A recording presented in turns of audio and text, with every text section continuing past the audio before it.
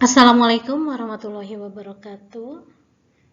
Pada kesempatan ini, saya akan menjelaskan mengenai penerapan strategi pelaksanaan pembelajaran.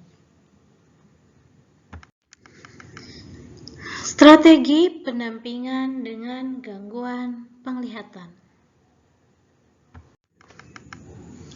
Komunikasi, yaitu dengan mendapatkan perhatian terlebih dahulu. Pastikan Anda memiliki perhatian penuh dari siswa sebelum Anda memberi mereka instruksi. Yang kedua, gunakan nama siswa saat berbicara dengannya.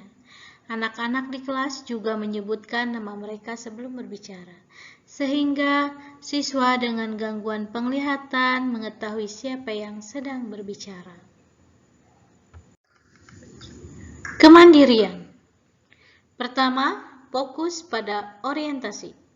Tahap pertama yang paling utama bagi siswa dengan gangguan penglihatan yang signifikan adalah memastikan mereka mengenali orientasi sekitar sekolah. Berikan waktu bagi siswa untuk mempraktikkan keterampilan ini. Siswa lain dapat menemani anak untuk orientasi sekolah ini. Yang kedua, memberikan kesempatan siswa lain yang tidak mengalami gangguan penglihatan untuk merasakan apa yang dialami oleh siswa gangguan penglihatan. Dorong seluruh kelas untuk mencoba bergerak di sekitar kelas sambil mengenakan penutup mata untuk melihat bagaimana rasanya memiliki gangguan penglihatan. Yang ketiga, jangan membuat keributan.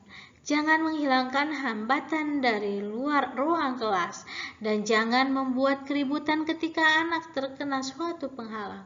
Ajari anak untuk mengatakan permisi ketika mereka bertemu orang, dan jika itu bukan orang, ajari untuk pergi menghindar dari penghalang tersebut. Yang keempat, latih berbagai aktivitas fisik yang masih dapat dilakukan olehnya. Latih perkembangan kesadaran tubuh anak melalui aktivitas fisik yang mengharuskan mereka untuk menggerakkan tubuh mereka di sebuah ruangan. Membantu siswa. Izinkan siswa untuk meminta bantuan. Ajari anak untuk meminta bantuan secara lisan saat mereka membutuhkannya kepada siapapun. Bimbing mereka dengan hormat. Ketika seorang anak dengan gangguan penglihatan membutuhkan bantuan dengan berjalan, izinkan mereka memegang siku Anda saat Anda berjalan di depan dan memimpin. Beritahu mereka tentang hambatan yang ada di depan dan menggambarkan jalan yang Anda ambil. Yang ketiga, memberikan kesempatan siswa lain untuk belajar memimpin.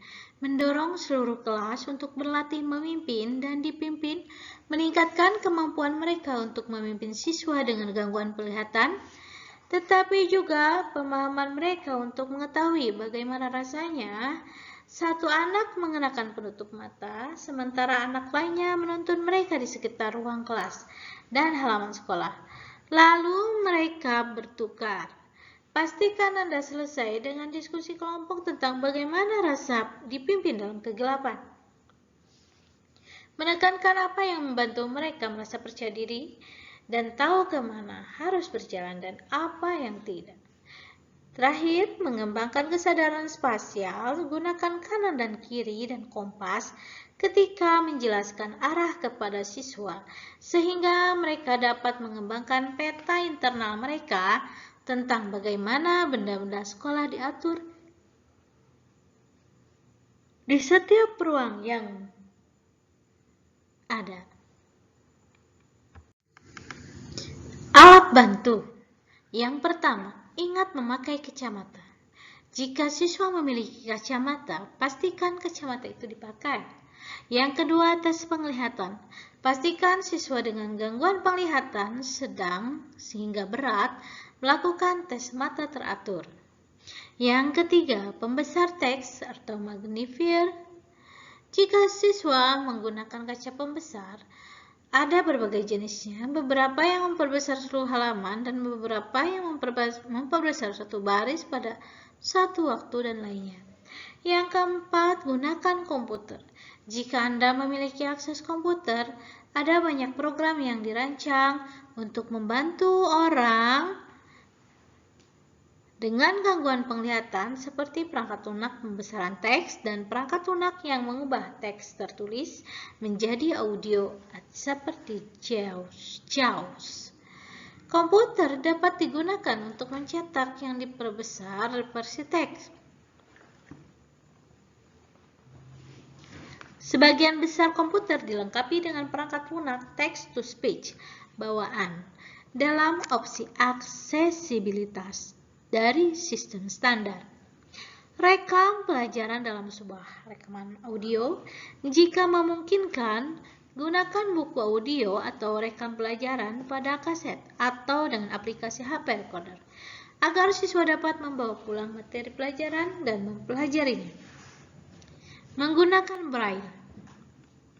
Siswa dengan gangguan penglihatan banyak atau total dapat terbantu dengan diajari membaca dan menulis menggunakan Braille. Bahasa tertulis di mana orang membaca dengan merasakan pola titik-titik timbul yang mewakili huruf-huruf alfabet, angka, dan bahkan not musik. Mungkin hanya itu yang dapat saya sampaikan.